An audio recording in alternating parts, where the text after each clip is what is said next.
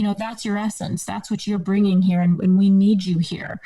And I kind of looked around the room and I thought about those adjectives like, communicative and wise and joyful and humorous. And I was like, who's that? And I just kind of looked, I thought, well, that guy has other things. Like when this guy over there walks into the room, he brings like exactness.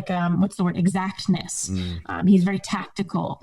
And there's a lot of value in what he brought, but I actually couldn't look around the room and find one person that I would use to describe with the same essence as me. And I realized that core nature was really a guide and a guiding force for me in my career. And I think that is the case for anybody in their career. So I would advise anybody listening to this to ask people, and I prefer text messages because you can read it and kind of think about it. Yeah. Just asking, how does the room change when I walk in? Like, what's different when I'm here? And what adjectives would you use to describe that experience? And it's not about describe me with adjectives. It's tell me how the room feels with adjectives because I'm in it. And, you can learn so much about yourself when you kind of get that information from close friends, from colleagues, from your parents, and you kind of start to notice little patterns in what people are saying. And then obviously you can go back to the most important source of information, which is yourself, and kind of just decide, does this resonate? Does this feel like something I would say for myself?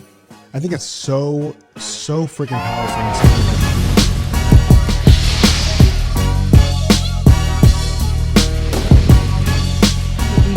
I'm sorry. Era that we're in. I'm sorry. What the actual fuck is tech neck?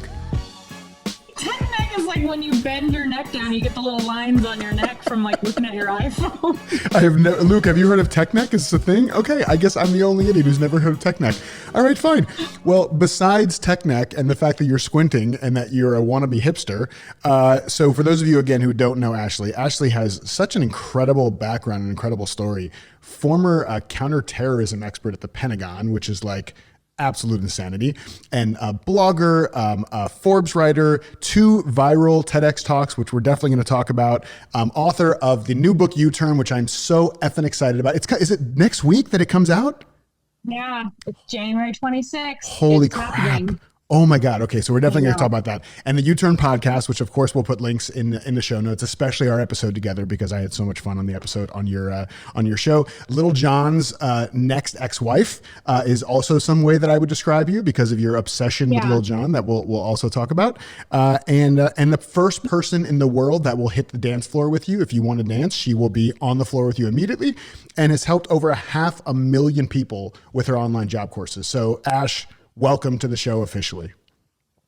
Thank you for having me. I just want to clarify, like, if we're going to talk about Little John, like, I love him, but he's not like a romantic interest. No, but then sometimes I feel like maybe he is. So maybe I am his future ex-wife, but, I mean, look at this. We're already making breakthroughs and the show just started. This is the transformation. This is the transformative nature of this show.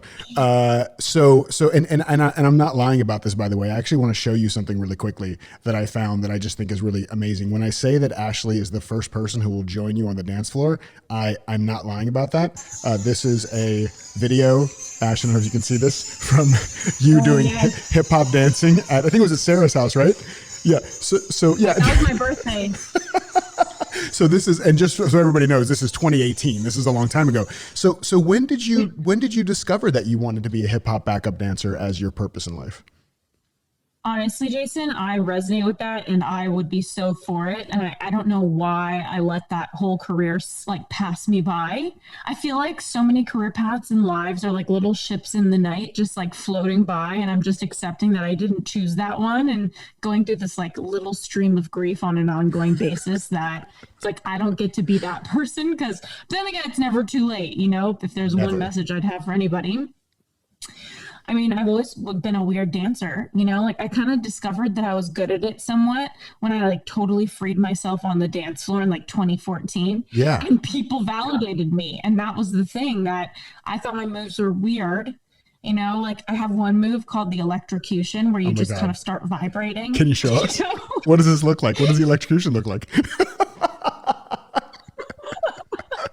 I remember that move. I definitely remember that move. I've been with you when that move has happened. I went to grab my phone to call 911, and then like Bucci was like, no, it's fine. That's just the electrocution. That's fine. That's okay. Yeah.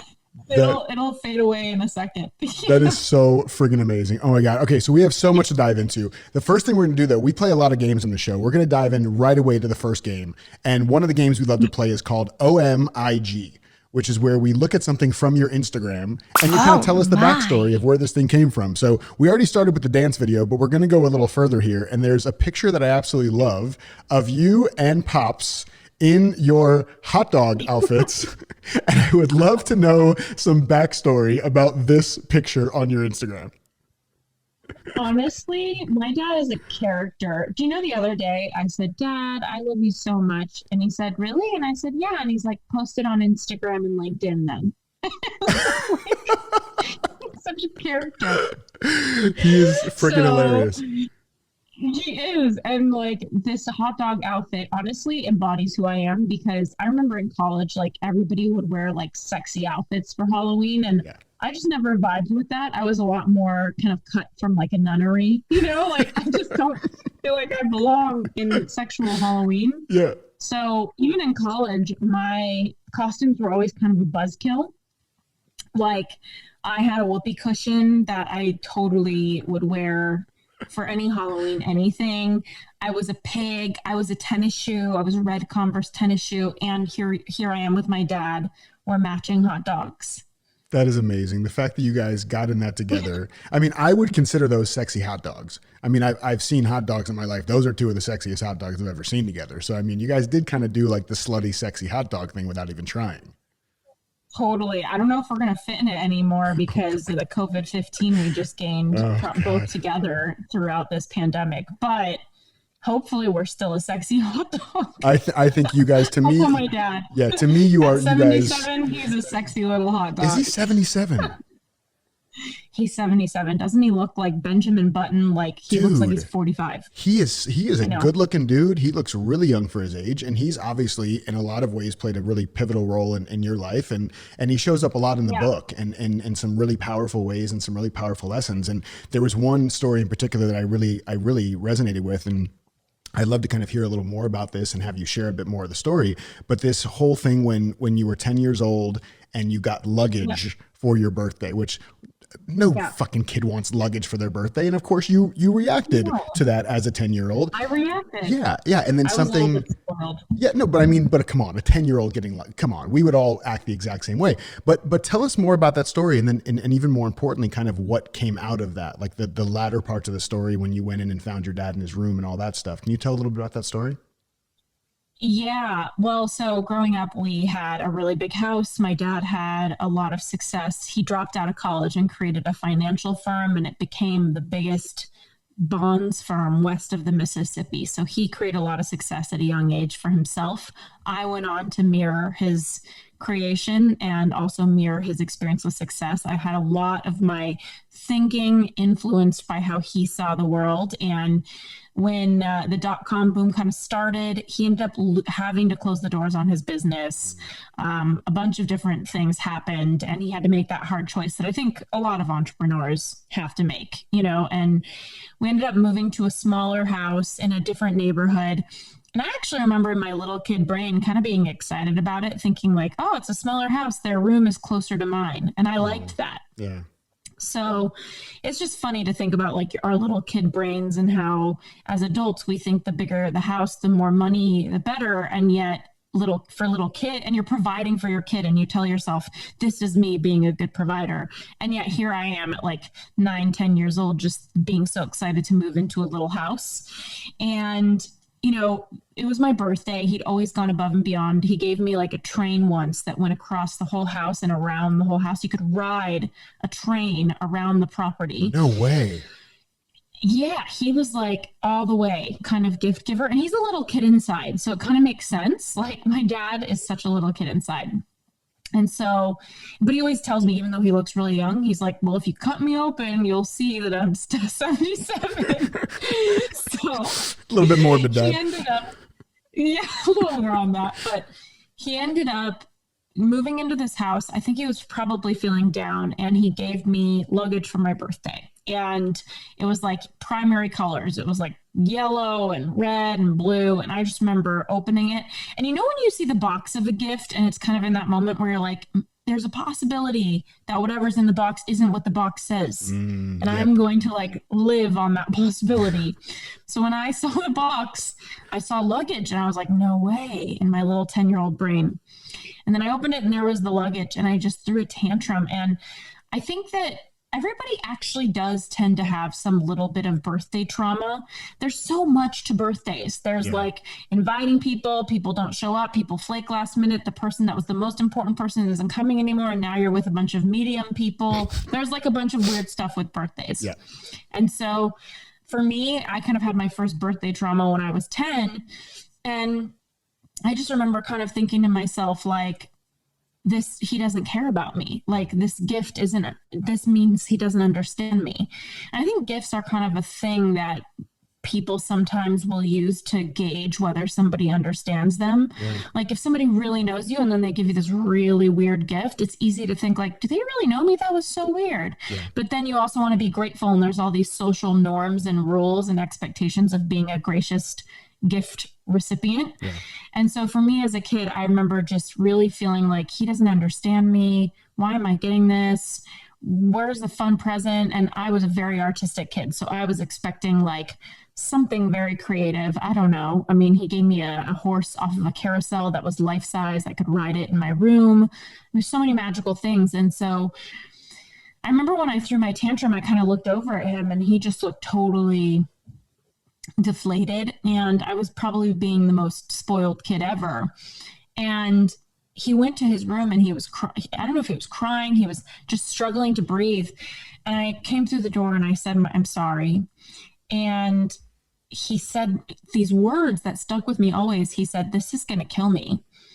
And I remember saying, well, what? And he said, money. And he was having a panic attack, which is a really terrifying thing to watch your parent go through, anybody really. And I literally believed that money would kill him. I believed it. And, you know, even now there's some part of me that I've had to work through that still believes that the pursuit of wealth can kill someone. And it's funny because I have friends who believe that the more money they make, the easier their life gets. And they're like, what are you talking about? The pursuit of money doesn't kill me. It sets me free. So everybody just has different beliefs about it. But mine at a young age was around, you know, believing that I needed to save everyone and fix this. And seeing my dad struggling, wanting to fix the situation. I told myself at a young age, I'm going to make a lot of money and fix everything so that nobody has to worry about this thing. And then I also remember just kind of telling myself this duplicitous belief where, like, on one side, I said, I'm going to make a lot of money. And then on the other side, the belief I had was, but it's going to kill me, you know, because I watched my dad. And so you kind of see this like weird stop go traffic energy in my income, in my life, in my adult life as a career person, because it kind of haunted me a little bit, this disconnect that I had. Yeah, it's huge, especially seeing the panic attack as a young kid. I saw that as well with my mom, and it is, you don't really know how to hold that. You don't have the language, you don't have the skills, you don't have the tools to deal with that. So and of course they're doing the best they can. It's no fault of them. They're struggling with a lot of stuff as well, but to learn that kind of money identity early on from dad, right? Like, you know, business is so tough. He had to obviously let go of the business and having all this tie and identities to this stuff. And then having to work through all of the money stuff and everything else. It's a really courageous act to do that, to let go of things, whether they're people or businesses or stories, like to let go of that stuff. And it made me think when I read that story, it took me back to this question that you shared with me, and it's in your TEDx as well. And it's literally one of the three probably top most powerful questions, most powerful / most terrifying / most liberating / most nausea inducing questions that I've ever heard in my life. Do you know which question that I'm talking about? I mean, no, but I tend to induce nausea for people, so there's no surprise. Well, the question is, what do you know to be true that you wish you didn't? Right? Yeah. What do you know to be true that you wish you didn't? So can you tell us a little more about that question and why it's important for us to ask those questions of ourselves when it comes to the stories, the beliefs, the mindsets, the whatever's going on in our world? Yeah, and even beyond the beliefs, just what's happening in your life. A lot of the times we know what we know and we spend all day trying not to know it because sometimes what we know sucks and it's really inconvenient and it's going to unravel our life if we do something about it. And so instead of looking at what we know and facing it and taking it by the horns and changing our life or letting whatever needs to unravel, we stay in this lukewarm pod and we live what I think it was either Emerson or Thoreau said most men live, and women, I would add, obviously, live lives of silent desperation. And I think that is exactly it. It's when we know something that is really important for us, whether it's that our marriage isn't working, whether it's that we feel like a lump like somewhere and we need to go to the doctor and make sure we're okay. It's like we always know things. We're just our receptors are always on and we pick up on things. And like I talk about in my TED Talk, it's like the cat or dog's brain has 200 million neurons and so does our gut. And so it's interesting to know how intelligent our stomach is, like the feeling of a sinking feeling in our stomach, the feeling of expansion and being pulled towards something, or butterflies in your stomach. It's so intelligent. And so I think in my case, what do you know that you wish you didn't know is really forcing you to take a look at the things that you don't want to take a look at. And I think at any given moment we're all walking around the planet with information we don't like. Yeah. Yeah. And it's so how do you start developing that muscle where you're willing to, number one, ask that question and not distract yourself from the question. And number two, actually do something about the answer that you receive when you ask yourself the question. Yeah. I mean, we're always in transition, aren't we? So I think that it's just because you know information doesn't mean you have to do something about it, but it can mean that instead of hiding from it and putting the covers over your head, you start to kind of come up with your next step in your life and you enter into this transitional portal that you allow that knowing to be honored in some way. So I know a lot of people during the pandemic have known that they don't belong in whatever city they're living in and they're moving. And for some people, they moved right at the beginning of the pandemic. And then other people, it was more of a transitional thing. I think that's a perfect example of maybe they knew something that was kind of inconvenient, like moving is really inconvenient. And this is much of a lighter example, obviously, but they allowed it to be a transition phase and they moved maybe towards the end of the pandemic. So it's like they allowed their life to get in order before they made that move in however they needed it to be. And so I think for anybody listening, it's like, yeah, it's very possible that what you know that you wish you didn't is that you're in the wrong relationship. You need to change jobs. You want to quit your job. And I would say it's not for everybody to make quick and rapid change. That can be very disorienting. And even if you have good change, which most people try to make changes for the better, you can't have change without loss. It's just not possible. You can't. And so even if you want to step into some good change and you know something that maybe you wish you didn't, maybe the changes ahead are really good, there's still a natural grief that we all carry that kind of trails off with accepting our life and kind of having to make adjustments to honor what we know, even if it's a good thing, and let go of the things that we're losing, even if they were mediocre things that we somehow enjoyed. Yeah. And when it comes to people who are in jobs, for example, that, you know, that maybe they need to leave or things like that, things that you would talk about in the U-turn in the book, how can people deal with that when they've tied their identity to their job, right? Like this position or this salary, this is who I am. It's like, it defines my worthiness. So how do they start really facing that, that they may have to let go of that identity and make a change? Yeah, I mean, there's nothing stronger than all of our desires to hold on to an identity, right? Like that's makes us feel safe. And I think anybody listening right now, if they could just write on a piece of paper, I'm the one who, you know, and just fill in the blank. Like, I'm the one who what? Like, I'm the one who's always on time, you know, I'm the one who gets things done. I'm the one who puts herself out there. There's so many identities that I hold. And there's this woman named Tatiana Ray I had on my podcast. You should totally have her on here. She talks about how all of us are like a walking version of Mr. Potato Head and Mrs. Potato Head, and how we just have all these little pieces of us that we like to put on ourselves and be, you know. So she had asked me on my podcast, like, what are the pieces of your Mr. or Mrs. Potato Head? Like, what are your pieces?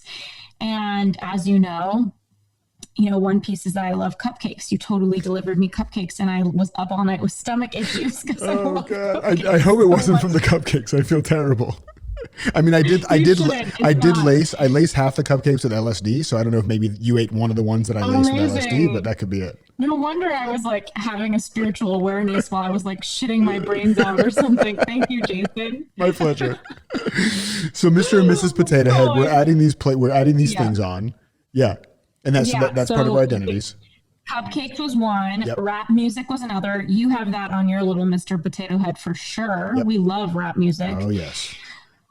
Dancing is one. Like I love being the one who dances. And I also used to love being the one that ate really shitty food because I had a story about myself that first of all, I really like bad food, like it tastes good. Sure. Who doesn't? But I also had a story about myself that everybody was like eating really healthy because a lot of our friends are in the wellness space, Right. that they weren't as fun. I'm like, you're no fun. You've got too many things. Now I'm the not fun one. I'm eating gluten free. I'm eating dairy free. I'm eating sugar. But that's a new piece of my Mrs. Potato Head now. Yeah. So we're constantly kind of adding and replacing pieces. But there seems to be these core elements of us that we like, that we have in our identity. I like that I'm funny. Like, I think that's part of my Mrs. Potato Head, that I can be funny. Yeah. And I like that about me. And so it feels really scary if someone were to walk up to me and say, I'm going to take away rap music and dance and funny. And you're not allowed to be in any of those. So who are you now? It's like, that's how intimidating it is to live without an identity. And that's why you look at people like Buddha, who are like sitting there on a mountain questioning everything and releasing every layer, releasing every belief, so that they can just be the energy that they are. And the thing about identity is people pigeonhole you. So even if you like your identity, you're going to get pigeonholed by it, and you're going to spend a lot of your life making sure you keep your identity alive. So that's going to look like, people giving you job opportunities that meet the identity you say you have. It's going to look like people considering you for connecting with other people that meet the identity that you have. And that's why when you want to change your identity, it unravels your life because the whole world has been participating in it. You don't know who you are without it. And yet we are so much bigger than cupcakes, rap music, dance, and being funny. Right. I am so much bigger than that. You are so much bigger than that. And it's like, are we willing to face that reality that our purpose as human beings will move, that we are always in transition, that we are always believing something new about the world? And when we believe something new about the world, it's like who we were before kind of dies in a way, because it's a different way of seeing the world that we're in now. And the old way just doesn't work anymore. And I think that these are the things that play into so much career confusion for people. And I mean, let's face it, living a life that you like is actually really inconvenient. It's inconvenient to be happy. It takes a lot of self-honoring choices. It takes a lot of saying no. It takes a lot of unraveling an identity. It takes a lot of like me realizing that my Mrs. Potato Head cupcake piece is making me sick at night. And now I have to be Mrs. Carrot Head. It's just like one of those things. Which is William's pet name for you. Your significant other, William. That's what he calls you. His little carrot head. So that's really interesting though. So I love what you said there, and it's kind of like I have a conflict going on in my brain around that as you were talking about it, because it is like, yeah, I love those parts of me, like being the funny one, being the whatever, and then also the challenge of being defined by it or overly, making it significant or attaching to it. So when you look at that, when you look at like the Mr. and Mrs. Potato Head things about you, and then you contrast that with or reconcile it with what you call your core nature, right? In the book is what you call your core nature. And you tell this great story about Jeanette, who was like your guardian angel at the Pentagon when you started working there, and everybody was kind of shitty to you, and they didn't even give you a desk. They like told you to sit in the corner of this windowless room in a chair and create all these, intelligence reports and stuff. And Jeanette kind of came out and really helped you to see how the room changes when you walk into it, how you bring these different elements of your essence into the room. So help me understand the Mr. Potato Head stuff versus or including the core nature stuff, like what the core nature is and why it's so important for us to know what that is for ourselves. Yeah, Jeanette was, I feel like, the ultimate mentor or like nurturer that everybody wants in their life, especially in a cold work environment, like having that nurturing woman who brings baked goods to the office and like sits next to you and actually cares about how you're doing. She was the best. And to this day, I feel like just so grateful that she went out of her way to look out for me. And in my case, my first day at the Pentagon, it was just kind of a cold setting. I ended up getting offered a chair and not a desk by a guy who I was working on Afghanistan at the time.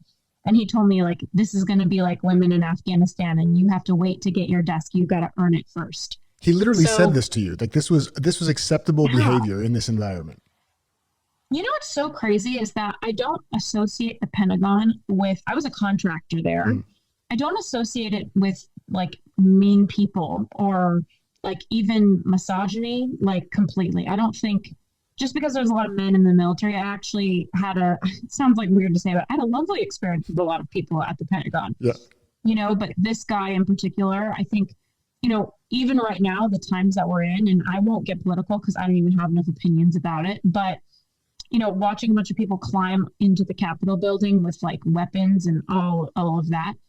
We are in a time right now where norms are changing. And it's one thing to have like legislation and put something out there. There's a process to that. But when a culture changes its norms, it's really hard to go back. And the fact that people storm the Capitol building, that changes our norms. And so I do think that there is a small portion, in the very threatening portion of the population that I kind of faced working at the Pentagon. And it was guys like this who are making $17,000 more a year as I am for the same job, and they don't even have a master's degree, and I did. These are the people who are telling me to earn my desk. And so, you know, I think that you don't really know how much you love yourself until life kind of rips the rug beneath you. And then you have no choice but to be loving to yourself because nobody's there to give you words of validation. Nobody's there to tell you you're doing a good job. And I feel like with this guy, it kind of was that moment where I was like, nobody's looking out for me. Like I'm in this chair with this laptop in this bunker with barely any heat. This guy's got like a space heater and a nice little desk, and he's just like watching me work. And I don't know. I think that was really the beginning of me just having a nicer relationship with myself because nobody else was going to do it. And was it helpful for you to have Jeanette reflect those things back to you that were your core nature? Like in the process of you starting to love and honor yourself more, was that reflection helpful for you? Was that powerful for you? Yeah. So she kind of taught me this concept without even knowing she was teaching me a concept of core nature. And it's chapter 1 of the U-Turn book. I go straight into it because I think it's so important to know how you feel for other people when you walk in the room. So obviously you feel like a lot of aliveness when you come in the room, Jason. Like the room does not feel dead when you walk in. As the same with you. So, yes, exactly. Yeah, like that's why we're friends. Like that's where we are on the same page. We both bring energy, and I think we also give energy to each other, which is really interesting because energetic people like us actually don't always get energy around us, and we're carrying our own energy. But Jeanette used to say to me, "You're communicative, you're wise, you're bold, you're joyful. You bring so much. You have got a sense of humor. Like you bring so much into the Pentagon when you walk in." And I remember her saying something like, you know, that's your essence. That's what you're bringing here. And we need you here. And I kind of looked around the room and I thought about those adjectives like, you know, communicative and wise and joyful and humorous. And I was like, who's that? And I just kind of looked, I thought, well, that guy has other things. Like when this guy over there walks into the room, he brings like exactness. He's very tactical. And there's a lot of value in what he brought, but I actually couldn't look around the room and find one person that I would use to describe with the same essence as me. And I realized that core nature was really a guide and a guiding force for me in my career. And I think that is the case for anybody in their career. So I would advise anybody listening to this to ask people, and I prefer text messages because you can read it and kind of think about it. Yeah. Just asking, how does the room change when I walk in? Like, what's different when I'm here?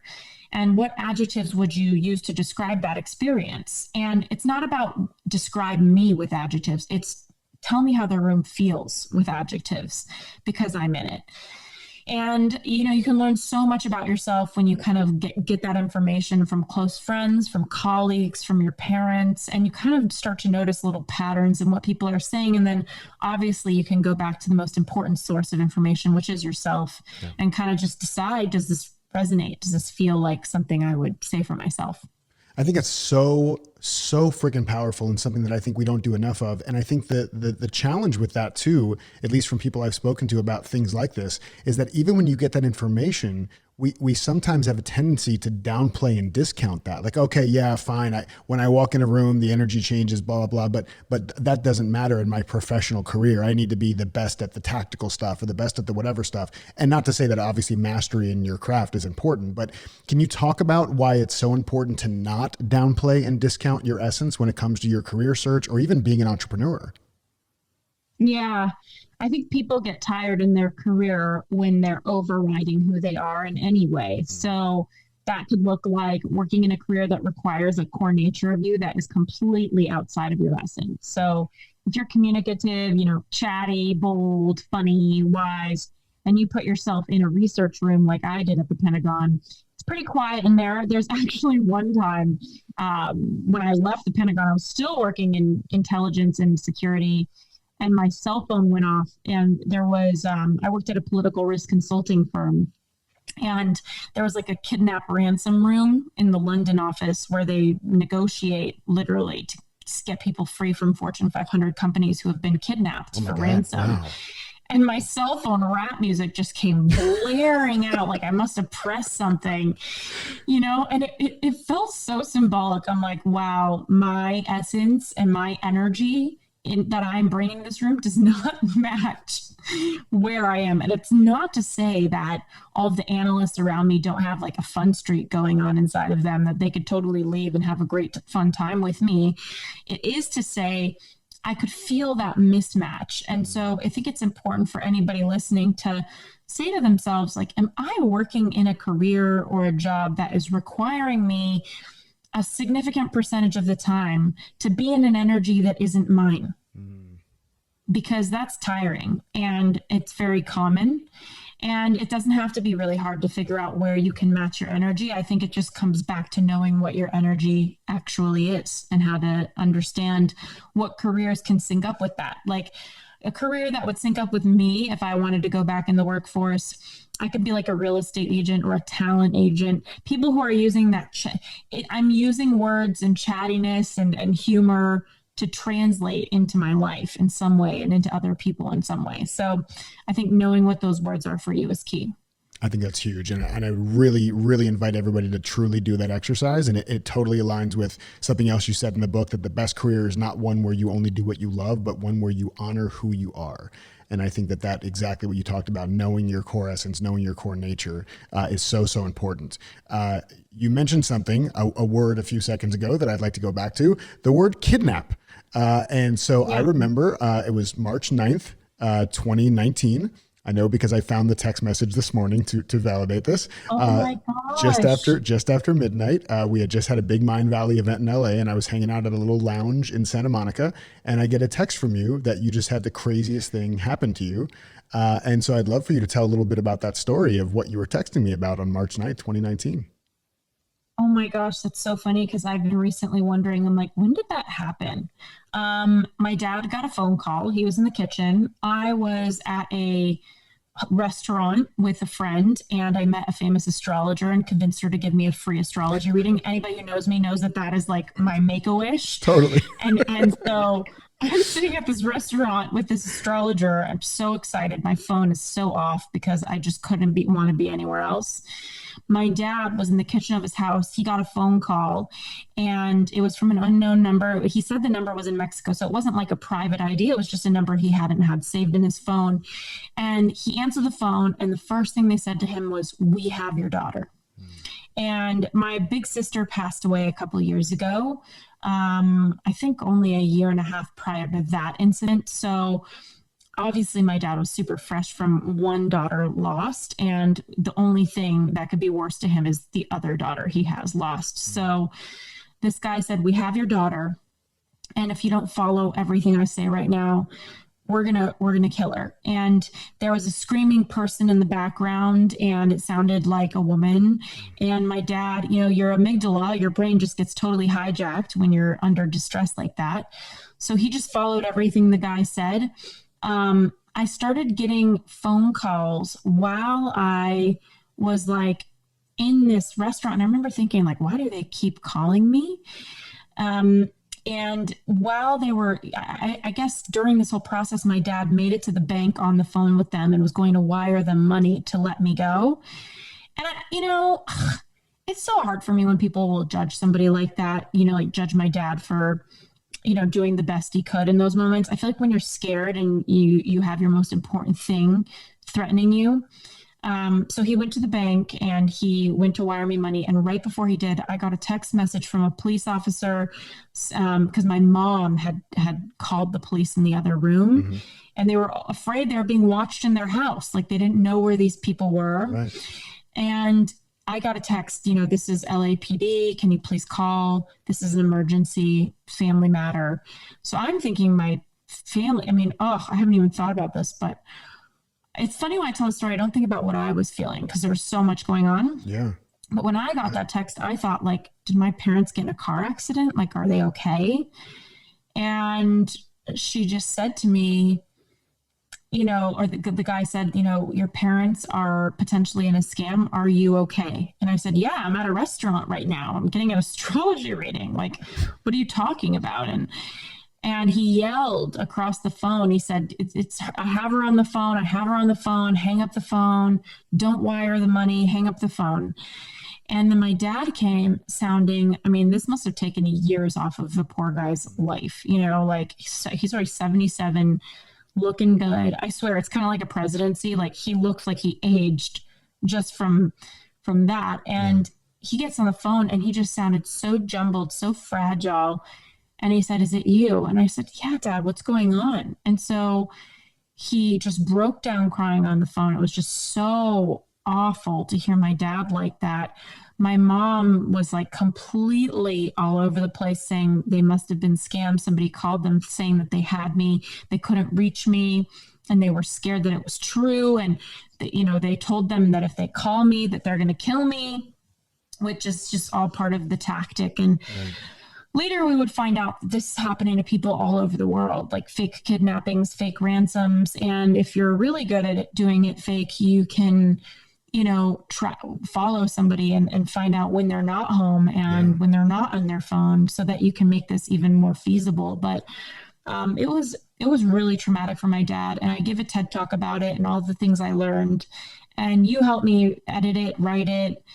And, it's interesting now seeing it go so viral and like see what people say in the comments about that with my dad. And I just hope that doesn't happen for anybody else. But what I did get out of it was just, life is so weird. Like, look at where we are right now in a pandemic, like hiding in our house. I already had a sweatsuit problem before COVID. Like now it's just like, I'm like, I was just thinking the other day, I'm like, we are literally on the cusp of never having to get out of bed. Like Instacart, like I just Uber. I had like an Uber version of a car wash come the other day, and like I came outside, my car was somehow clean. Yeah, it's like we're just living in that world that is so weird and transitional. And just remembering to love your family, remembering to make amends with your family, remembering to do your best to find the good in family, no matter what disconnects or misunderstandings you have. Yeah, that's really beautiful. There's there's some really powerful messages that you pulled out of that story that are a part of the TEDx talk. But even just what you said there at the end, just the reminder of having more compassion for the people in our lives. I personally damn publicly anybody who says anything bad about your dad from that situation, because I'm not a father, but I'm like already on the way to the bank now, even though it wasn't my kid. Right. So like I would totally have done the exact same thing. But it really is so beautiful to know that it sucks sometimes that it takes a pandemic or a fake kidnapping for us to really like come together and make amends with people. But I think that is a beautiful reminder that that's something we should all do more consciously, more intentionally. Yeah, definitely. And I know that I feel like in personal development, there's so many people that get to that point of healing where they say, like, let me cut out toxic energy from my life. Mm. And we get to that point of like, let me remove negativity versus like, how can I heal at the root and be there with people who are just in my life because they are. It's not to say not to remove people from your life, but I've never felt totally understood by my family. My parents have always been there for me, but like my extended family, my cousins, like I never really knew what to do with all of them. Like I don't think they really knew what to do with me. Like religiously, we're different, our interests are different, and we just never really had that much to talk about. And I think incidents like that, I hate that they are the thing that reminds me of this, but to just try and heal at the root from whatever disconnect is bringing up for you in your family so that you can just be there with people and be a better person for yourself. Mm. What is the role for you? Because one of the other things about you and your education, you have such a fascinating background. I mean, from your master's level work at what was it called, International Affairs, or what was the master's level program that you did? Yeah, it was at King's College London in the Department of War Studies, and it was international affairs with an emphasis on Islamic extremism. Got it. Which we've all done. We've all majored in that and gotten Yeah, a degree in it, of obviously, course. we're all just following ISIS around and Al Qaeda. Really, it's like it's really finance. a choice, isn't it? Yeah, it's finance, and then it's that degree. That's what everybody does. Actually, because of that, I wore my Union Jack socks for you, which I don't know if you can see here, but the London socks. Wow. That was just for you. Okay, so you did all that stuff. And then the thing that I really want to talk about as well is, we mentioned this earlier, is your love affair with Lil Jon. I know it's a big shift here, and there's Really some stuff you just said that we're going to unpack here in a second in Lil Jon fashion. So just wait for it. But your love and your So first of all, where did it come from? Where did it start? How did this happen? And please tell us about at least one of the times that you've partied at Hakkasan in Las Vegas with Lil Jon. At least one of the stories, please. Well, first, let's start off with in my first car. I bought my first car. I earned it. My dad helped me buy it too. I bought it off of somebody like my family knew, and it was like a lowered Infinity G20. No way. Dude, the G20s were sick. Yeah, but it wasn't the cool new model. It was the last of the old models, but it was still cool. No, that's what I'm talking about. The old ones, they were dope. Yeah. Yeah, they were cool, right? It was kind of like, a step up from a Honda Civic or something. Totally. It was really plain big. It was used, and it had a huge subwoofer, which, looking back, I mean, who would leave that in the car for me when they could have it back to themselves? Totally. So I got this lowered silver Infinity subwoofer situation. And in high school, there would be this like long line every morning trying to get in. And the song that was in at that time was Get Low, like sweat drop down my butt, the whole thing. Yes. So I remember, Jason, like, I can't believe we're even talking about this, but I fully remember guys having these like huge pickup trucks that they bought a subwoofer, and like their mom or dad, I kind of lived in a nice neighborhood, so they bought that mommy or daddy like really treated them, which no judgment, like, hey, why not? Yep. But they were bumping in the line, and it was like Lil Jon, Get Low, boom, boom, boom, okay. And then I remember this one time I'd never tried my subwoofer. It was just like, in my knowledge, it was like a thing in the trunk, because in my high school brain, I was like, why would I want this like vibrating car? Like, why would I want that? Yeah. Anyway, I just turned up the bass one time, and these kids that I knew in high school just walked past my car with Lil Jon just blaring, and my subwoofer was like boom in my Infinity G20, and I was just like on par with all of these like football kids, Yep.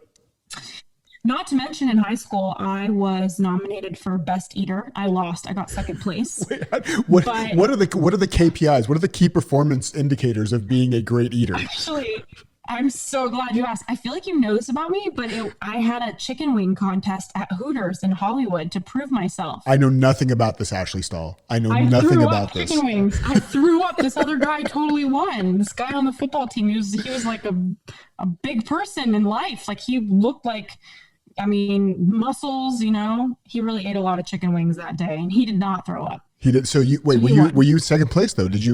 Were you silver medal? Yeah, I was second place. I was second place, biggest eater. That is amazing. I'm so proud of you.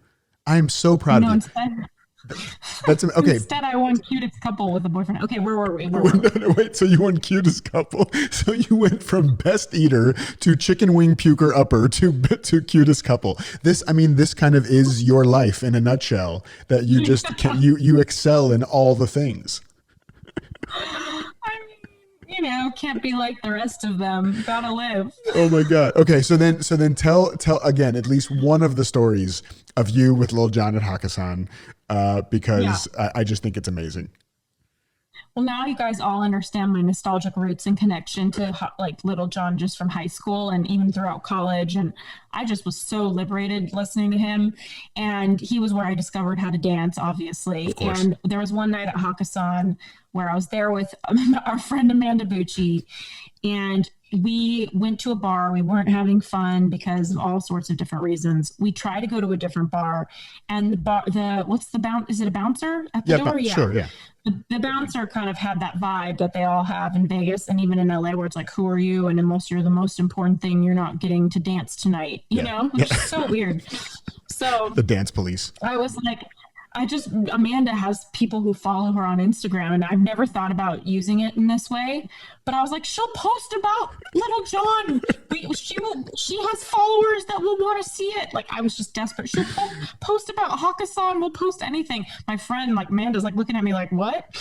And the guy's like, let me see her profile. And he sees it and lets us in. No, so it worked. It worked. But there was like 5 red ropes separating me from Little John. Okay. So Bucci, she's, I'm so excited. I'm like blinded by excitement. I don't know how to navigate the whole thing. Bucci, on the other hand, is, grounded. She's not like a super fan like me. Right. I told her, I'm like, this is my wish in life, like to dance. If I'm not a big drinker, but if I could take a shot to the shot song with Little John, I'm going to lose it. And so we danced, and you know what? This literally links back to my career as a career coach, because this was a game of networking and cold contacts all the way through the red ropes. Nice. So we would like dance over to the edge of every red rope, and we'd be like, what's your name? What brought you here? We want to meet Little John. Have you met him? What do you think? And these girls are so nice to girls in clubs. I don't know where people say that girls aren't nice to girls in clubs. Yeah, I thought they were all like, super mean. Dance. Yeah, I thought they were all mean. Yeah. Okay. Yeah. I don't know why. My experience at nightclubs is like girls are like living their best life and want to live it with you. And, so I come over to one and she's like, let's dance. I'm like, we're dancing. And then we kind of hustle over to our next red rope. And it was like a video game. We just made it to the top one. Oh my God.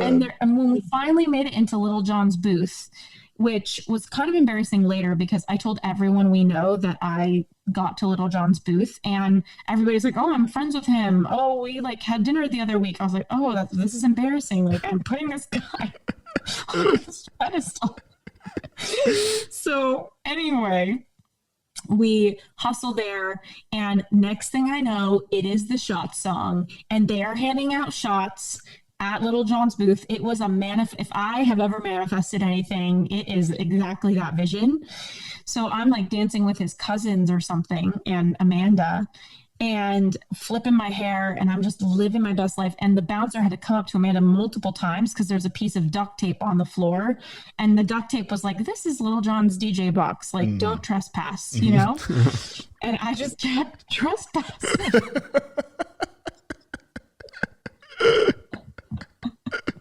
So the lesson for any job seekers, if you want a certain job, you don't stop. You say, screw the duct tape, screw the bouncer, and you stick strong to your convictions until you find the person you need to talk to. Is that right? Yeah, like networking. My online job hunting course is here to serve you, whether you need to get in front of a recruiter or you've got a few red ropes stopping you from Little John. You should call it the red rope course. That would be absolutely amazing. I freaking love that. That is insane. Okay, well, given your love for Lil Jon, we have a little game that we're going to play. And Oh my gosh. the game is called, I'm nervous. oh, you're gonna love I'm it. It's stressed. gonna be so fun. You're gonna love it. The game is called, yeah, it's Little John the Life Coach. Okay.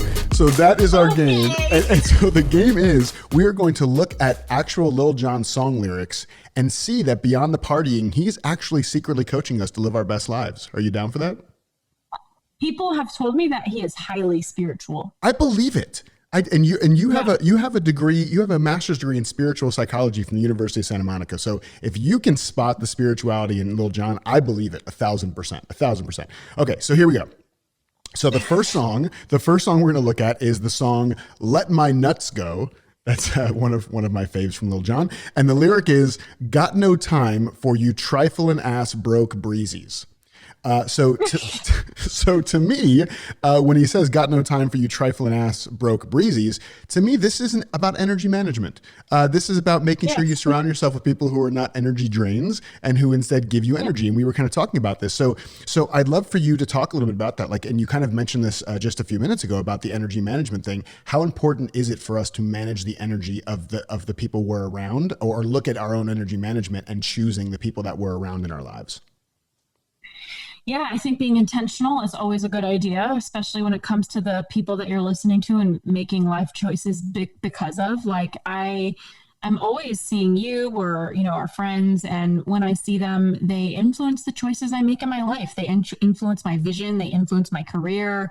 Just this week, having my book come out, a couple of our friends, Max Lukavere, has been pushing and supporting this book more than I could have ever imagined. It's like friendship is the key portal to so much purpose in life. And I have met every single friend with no business agenda, and yet somehow everybody goes out of their way for me. And so I would say anybody who's listening right now, like, just take a look at your immediate circle, like write down what those names are and ask yourself, are these people expansive for you? Do you feel your heart, your mind, your being expanding? And if they're not, maybe they're just really comforting to you. There's value in that. I'm not saying that you need to let go of people in your life, but I do think you need to make space for people who feel expansive. And I think there's so much to this whole idea of auras, like, there's so many times where I've left the house and I'm in a good mood, and then I go on a train and it almost feels like I picked up a bad mood. Like I'm in a bad mood when I get off of it, and I'm wondering, like, what happened to me? And it's just people's vibes. So I Yeah. just try to be around people who are vibrating high, who are committed to being the best version of them. And sometimes that means simply accepting themselves and not striving for anything more. Which I think in personal development, there's so much pressure to be better and do more to be Yeah. better, versus like sometimes the growth is like yourself. Absolutely. And you actually brought up something I do want to say, when you were talking about like people showing up for you and supporting the book and things like that, is just to add in here, because I think it's important for all of us to think about this, is that, Ash, one of the things I can always say about you is you show up so fucking big for the people that you care about. Like, you are such an amazing friend. You're always there to lend an ear, to lend insight, to be there for people. You've been there for me countless numbers of times, and you're always one of the first people I think of when I need coaching or insights or things like that. So I think it's really important to know that we have to show up for other people as well, right? We need to go first and show up for other people. And something else that I think you're really brilliant at, that I think I could definitely get better at myself, is having courageous conversations with people to make sure you're asking for what it is you need in the friendship, right? Like, not just assuming people are all going to support you the way that you love to be supported, but being willing to have a conversation and say, here's how I really need your support, and I would love to know whether or not that's something you can do for me. So is that something that has come easy to you, where you've had those conversations, or is that something you've had to really like build up to having the courage to broach those subjects? Yeah, I would say real relationships, and that's what I'm interested in, can hold a conversation that feels like you're risking the relationship. And I'm so committed to having relationships where I am safe to share whatever is coming up with that person, and to know that it's going to be held with love, respect, compassion, and the dignity of me being in my own process with something. And, I do find that if you don't have friendships that can hold whatever's true for you, you're going to eventually end up managing them, because they're going to have a whole experience of you. And instead of you being held when you share something and being met and understood or supported, what's going to happen is you're going to share something and be holding someone else in their receiving of whatever you have to say. And I think that's really the work. That's been the work in my romantic relationship. Like, if William's going to share something stressful for me, I can take it personally and get anxiety and make it all about me. Or I can do my very best to listen to where he's coming from, be there with him. And I think that's just raised the bar for me in my relationships as a whole. Love that. Such a powerful practice. Thanks for sharing that, Ash. I appreciate that. Yeah. Okay. Next song is Get Low, which you just mentioned, which is amazing. And the lyric from this song is, and of course you know this one by heart, let me see you get low. You scared, you scared. Drop that ass to the floor. You scared, you scared. You know this lyric very well. So to me, this is about stretching out of your comfort zone. And then at the end of the day, everything's kind of a dance. And so what I would love to know from you is, my guess is that even though you are a writer, and even at 5 years old, you knew you wanted to be a writer, that writing this book has to have been something that was out of your comfort zone and has to have been something, or maybe I'm wrong, but something that really stretched you a lot. So I'd love to know, for anybody who wants to do anything big, whether it's, going for a new job, asking for a promotion or a raise, starting a new business, what have been the ways that you've managed navigating being out of your comfort zone and kind of making the whole book writing process a dance for yourself? Okay, well, first thing, I have to take a quick pause and pee. Go ahead, pee. I feel like this is going to go another half hour, or else I would hold it. We probably got like 15 minutes, but go ahead, go pee. Okay. I'm going. We should totally keep this in. Pee break. We should put something on the screen right now that says pee break.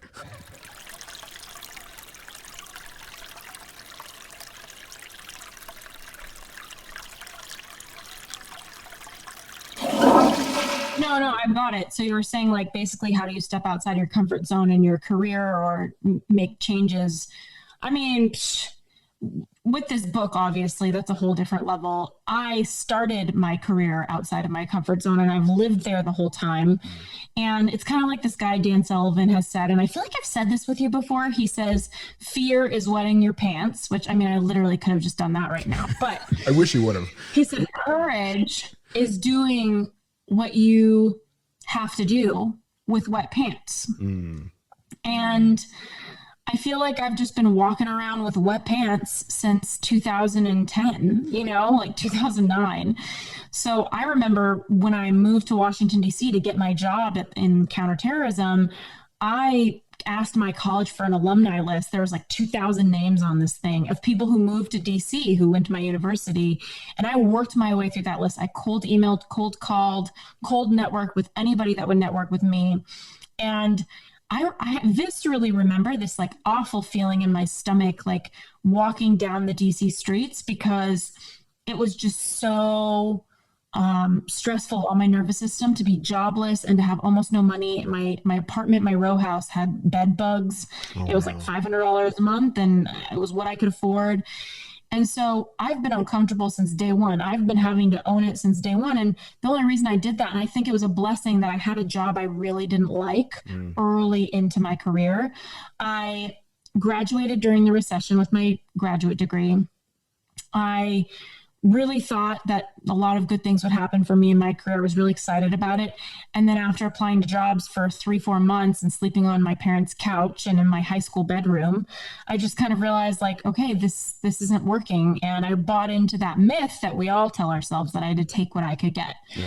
And so I ended up just, taking this admin job, and it was so painful for me because it felt like most of those days in that job, when I'd studied all of this and I'd studied Arabic and all of these things that I was hoping for myself, it felt like if I didn't show up to work, the world would be absolutely no different that day. Like the company would be no different. Like my existence didn't actually matter that much.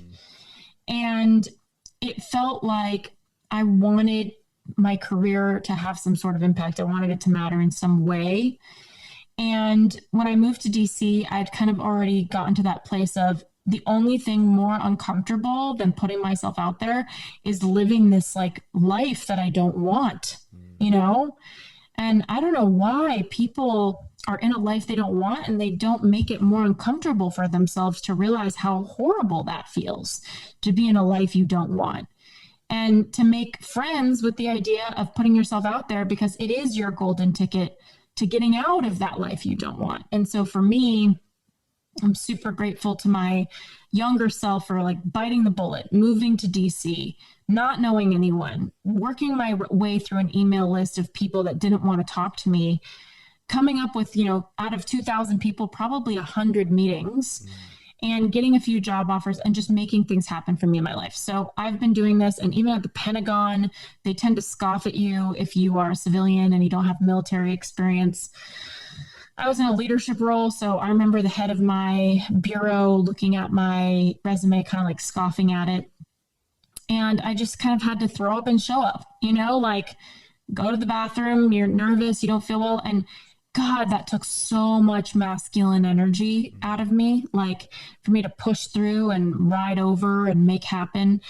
And I think the next version of me wanted to become uncomfortable for the sake of creating a life on my terms after that. And writing my book was something that has been living inside of me since I was 5. Mm-hmm. I started my business, obviously, after learning how to job hunt and help people get job offers the way I did. That turned into the e-courses and the online platform and the podcast or whatever. But yeah, it's like discomfort is home for me. And it's not that I crave it. I just keep choosing it for some reason. Yeah. It feels like broccoli to me. It's like, well, you got to eat it. You need the vitamins. It's good for you. That's exactly how I feel about broccoli. The comfort is like the cupcake that made me sick last night, Right. Yeah. That's really interesting. I mean, and again, in reading the book, and I've said this before, and I'll say it again, the book is part, honestly, really gripping memoir and part complete practical framework and roadmap for finding the job you love or getting a promotion or how to network. Like all the things you need to know are encompassed in this book, and it's laid out in such a beautiful way. And the thing that I kept seeing over and over in the stories, and I actually I text messaged you this morning. I was reading, I think it was chapter 11. So I think it's the second to last chapter. Is it the last chapter? I don't know. I was reading towards the end, and I remember, and I texted you saying, I just realized I'm wounded AF because you tell these beautiful stories about how to like understand if you're wounded, if you're inspired, and your whole story about growing your business to this multi-million-dollar thing, and then because of some not so great advice and people that you trusted, things kind of tanked and went down. And just reading all these stories, it shows all the way through that as uncomfortable as it was, like as I'm reading it and feeling the pit in my stomach, experiencing what you were experiencing, voyeuristically or through you through the book. I also do see that over and over that you just never shied away from discomfort. You never shied away from doing whatever was in front of you. And whether you knew or not that it was going to grow you and you were going to figure it out and it was going to unfold the way it needed to, you still did it. So I think that is a really powerful message to kind of seek discomfort in a way, which I love that you do that. Thank you. Yeah, it's interesting having you read the book and like see all these different versions of my life that I was before we became friends. And I think that, there's something very exposing about writing a book. And I knew I had a memoir in me, but I also knew that I wasn't, I don't know how to say this without sounding like I have a worthiness problem, but it was just like, who wants to read my memoir? But I knew that if I could pair these stories that were so moving for me and so impactful for me with actionable prescriptive career advice and turn it into a roadmap for people to get clarity in their career, that people would read it and they would have so much more of a good time reading it. But obviously I feel exposed. I'm sharing everything about myself, my inner thoughts. It feels like I wrote a journal and then I published it on Amazon, or somebody else published it on there. I don't know. It does feel somewhat like that feeling when you're a little kid and your mom finds your journal. Mm-hmm. That's like what I feel with my book being out there right now. And it's in service and I make safety happen for myself. I feel safe with me. Like people can say what they want. I've already been trolled enough. Like when you put yourself out there, there's like a troll conversion rate of like 0.01% trolls who are going to find you anyway. So it's just the cost of admission. And I'm just trying to speak kindly to myself in these days ahead while the book is hitting the shelves. Yeah, that TCR, that troll conversion rate, you got to watch out for that one, man. If it gets above 2.5%, there's some weird stuff going on. But that's actually a perfect segue into our final Lil Jon song. And so this is a song called Who You Wit, and that is the letter U and WIT. So Who You Wit, and the lyric is: Eastside players don't give a what. West Side players don't give a what. South Side players don't give a what. So put them up, put them up, put them up. And so for me, and you can hear it. I know you're dancing to it. You're dancing to it in your head right now. You're dancing to it. It's totally. I can feel it. So what this brought up for me was actually something that you said in your TEDx and also in the book. Is about, I love this quote from you. It's such a quotable and it sticks in my head, where you said, people who call themselves realists are often just dreamers who've gotten their hearts broken somewhere along the way. And to me, this song lyric and that quotable, for me, is about sticking to your convictions and holding on to your dreams and staying on the path, no matter how long it takes to get there, even if people around you don't get it, or they're not supportive, or they're not really there to have your back. So how can people that don't have that support system of amazing people who get them and people who maybe even disapprove of their dream and things they want to do, how can they stay the course? How can they put them up? How can they be the West Side players that don't give a what? How can they do that going forward? I struggle to even think about your question because I love that song. That was one of my ones. That was one of the ones. So I'm like, and I'm like, put them up. Okay, so how do people put them up? How do people put them up? The question? Yeah. So yes. Go ahead. Do you want to go ahead and just say the lyric one time just to get it out of your system? Go ahead. Just do it. No, I'm staying straight. No, I can't. Okay, all right, fine. Now you're playing the straight. So see there. So basically, the question here is, for people who are, job search or entrepreneurs or whatever, who have a big dream and maybe have had their hearts broken along the way and don't have the support system to have them stick to their convictions, stick to their dreams, what do they do to make sure they don't fall off? They don't allow themselves to be so heartbroken that they give up on these dreams? Well, first there's your inner work, your mindset. And then of course there's your community, which is kind of like an outer manifestation of your mindset. I would just write at the top of the page, like, I can't get to where I want to be because in my career, like what is the reason you're giving? That's usually a limiting belief.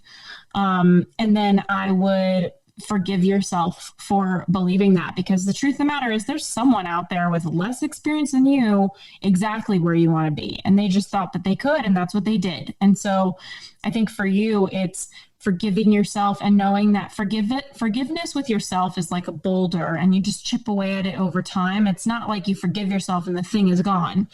Sometimes, which is amazing, like love when life throws me a bone, but most of the time it's going to be this big old block that you're working on.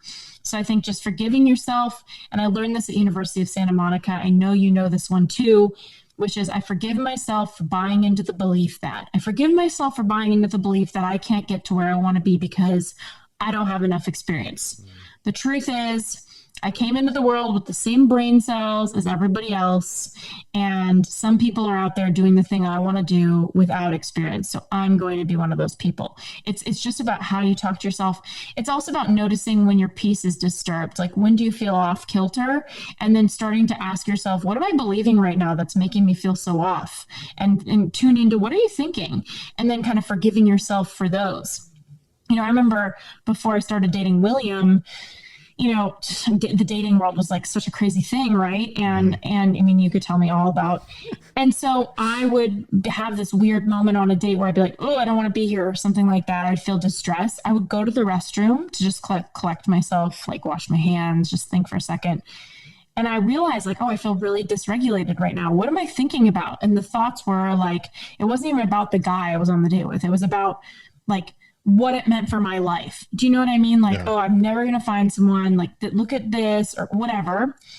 And that was when I would go into forgiveness. So I'd stand there in the bathroom stall, Ashley Stahl in the bathroom stall, like so many stalling. It works. And I would be like, I forgive myself for buying into the belief that I'm not going to find someone. The truth is the world is really big and I'm always out in it. Like that's going to happen for me. Yeah. And so I would just go back to the table totally grounded. And so I think that there's little opportunities you can create for yourself at any time to work on your mindset, to notice what's making you feel a sense of distress, to rewrite it, to rework it, to release it. The truth is all, like, everything is made up, so we might as well be nice to ourselves and make up nice thoughts. Yeah. And when all else fails, question the ones you're having.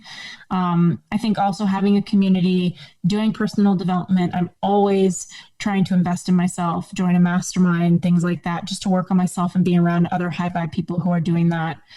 And I think it always pays off. It absolutely does. And I've gotten so much out of this book. It is really awesome to read stories about you of things that I didn't know about. I mean, obviously I know about things from before we were friends, but not all the things. So it's so great to read those stories and to see your growth and to see how you've been able to really codify and share those things in a way where you were saying before, like saying this without it feeling like a worthiness thing with sharing your own stories. But what it really did for me when I read your stories is it validates my experience.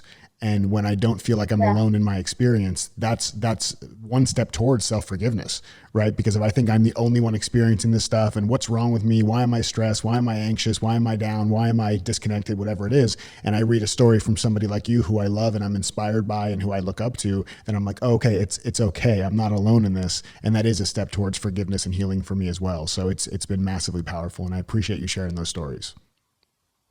Thank you. It reminds me a lot of the community you were talking about that I've plugged you into. I mean, I feel like I didn't really plug you in. I feel like you're such a little like fun character. You walk in and then everybody plugs into you. But I will say that it's been really healing for me to see some of the people in our community, no matter how big or small they're playing, they come to me with confiding in me with things that I would think, oh, this person is going to face this. And they are. Yeah. And celebrities are people too, like all across the board. So absolutely, it's been helpful. 1,000%.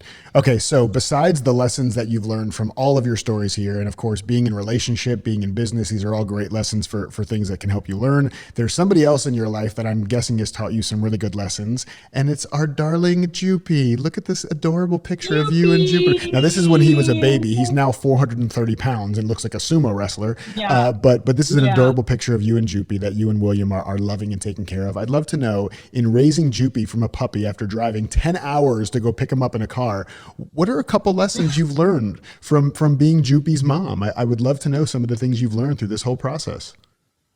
Oh my gosh, that dog, like, love is such a force. The things you're willing to do for love, like the amount of dog shit I am willing to clean, the amount of like him not feeling well and like he needs a poop test at the vet that I'm willing to do, like the amount of care. But what I am learning from him is dogs are a lot like people, and I'm trying to raise him to be a confident, courageous dog. Mm-hmm. Because one thing I'm learning is that if your dog isn't confident and you teach it to be scared, so you teach it to be scared of other dogs, of people, of you, what happens is you get an anxious dog and it tends to bite and lash out of anxiety. Like it overcompensates to keep itself safe. And it really reminds me a lot of people. Like if you're confident and you're collected, you don't attack people for no reason. Like you're grounded. But when you're anxious and you're worried, you kind of like make up things that aren't really real. You preemptively attack or preemptively address things that don't exist. And so that's something that I've learned from raising Jupiter is like, wow, I really need to make him a confident dog, especially because just like you said, he has a lot of power. An 85-pound German Shepherd can really do some damage. His teeth are sharp. Like sometimes he'll accidentally like take his treat a little fast. And I'm like, damn, those are sharp teeth. So I think that I've really learned a lot about me through watching that with him, through watching what happens when he gets more confident and how he holds himself in the room versus when he's an anxious little puppy. I love that. That's beautiful. He's such a sweetheart, and I absolutely love that. That's such an important lesson. And the last thing we're going to do here, now this is typically when I would present you with socks. So I get a pair of socks for every guest that reminds me of them and is fun and warms my heart at least. So, but today we don't have the socks, and we're going to play a little game called F you, Jeff Bezos, because I ordered the damn socks off Amazon, but they didn't get here in time. So instead, I will show you a picture of the socks, and then I will give them to you when they actually get here. But they are socks that have donuts on them. And on the bottom of the socks, it says, if you can read this, bring me some donuts. So bring me some donuts. So these are coming, and I will give them to you. I will send them to you as soon as I get them. And the reason is because we want to make sure that even if you ever meet defeat, you are always covered. I know it's corny, it's a dad joke, and I love it. Okay, so the last question we have though before we wrap up here is, this podcast is all about ruining podcasts. And we talk about ruining podcasts, we're saying doing things that are maybe a little unconventional, doing things that are maybe improbable that people have never done before or people don't think are normal. When you think about what you might want to ruin, something that you would love to shift either behaviorally or belief-based or something that you would really want to make a dent in before you leave this earth, what do you want to ruin? I think it's the book world, honestly. Like with my book coming out, I want to ruin books because I feel like there's so many books that are all memoir and all people's life, which there's total value to. And then there's a lot of books out there that are like charts and tables and bullet points and action steps. I feel like there's not enough in the book world that is really blending somebody's life that they can say to you as the author, grab my hand and come with me. I'm going to take you through the walls and corners and weird spots of my life. And as I do, I'm going to show you tips that you need right now in your life. And so I really hope to kind of like rework the book world from that standpoint and inspire more writers to share their story. We need their story and not just their content. I love that. And you've nailed that, Ash. I mean, I'm telling you from reading the book, it's so evident. I absolutely love it. And I'm super excited that it's coming out. And listen, guys, please check out the book. You see it right here. Ashley, you can't see, but we have the actual physical book right here so people can see it. So make sure you get the U-Turn book. By the time this episode comes out, the book will be released. And here's what I want you guys to do. I want you to take a screenshot of you watching or listening to this episode and put it up on Instagram stories and tag me and tag Ashley. We'll put Ashley's handle down here. It's at Ashley Stahl. And I'm going to pick 10 of you and send you a copy of the book. So make sure you do that so you have the chance to win and you will absolutely love it. It is such an amazing book. Ash, besides the book and besides following you on Instagram, what else is going on in your world that you're excited about that you want to share? I mean, not that you need more than a whole freaking book coming out, but is there anything else you want to share with the audience here before we part ways? I mean, I feel like I'm really a one-trick pony these days. I have the U-Turn podcast, and I'm on there every week. And I haven't caught up with you yet, so I would have told you if we did a little catch-up. I just kind of had a breakthrough about the podcast and how I'm spread a bit thin, and that I really love the podcast. So I'm starting to put a lot more souls into the episodes. And I just launched my first solo episode in a really long time this morning. Nice. So I'm going to start just sharing and connecting one-on-one with my listeners, which feels really, really good. I love that. And check out the podcast. I actually feel like your podcast also ruins podcasts because you have a really beautiful way of not just asking really powerful questions, but allowing yourself to bring your own personal experience in and kind of almost like allowing yourself to be coached a bit when you have certain guests on. And I've loved listening to that. So definitely check out the U-Turn podcast. It's absolutely incredible. Guys, if you love this podcast, make sure you are rating and reviewing, subscribe on whatever platform that you're watching or listening to it on. Let us know what you think of it. Let me know if there's somebody you want me to bring on or something you want me to cover in the solo episodes, and make sure you follow my dear friend Ashley Stahl because she's obviously incredibly amazing. And if you're not in love with her now, you're a weirdo and I don't like you anymore. So thank you guys so much for being here. We love you so much. Ash, thanks for being here, and we'll see you guys real soon. Peace. That's all I got for you today, folks. If you love this episode, please make sure to follow us on whatever platform you're listening to it on. Give us a 5-star review and a rating. So helpful for us, especially starting this podcast. Give us a great review if you love the show. Tell all your friends about us. Screenshot this and post it on Instagram and tag me in it so I can send you some love back. DM me with any of your feedback or any questions, and let's keep ruining shit together. Sending you guys so much love and cannot wait to see you again super soon. Peace.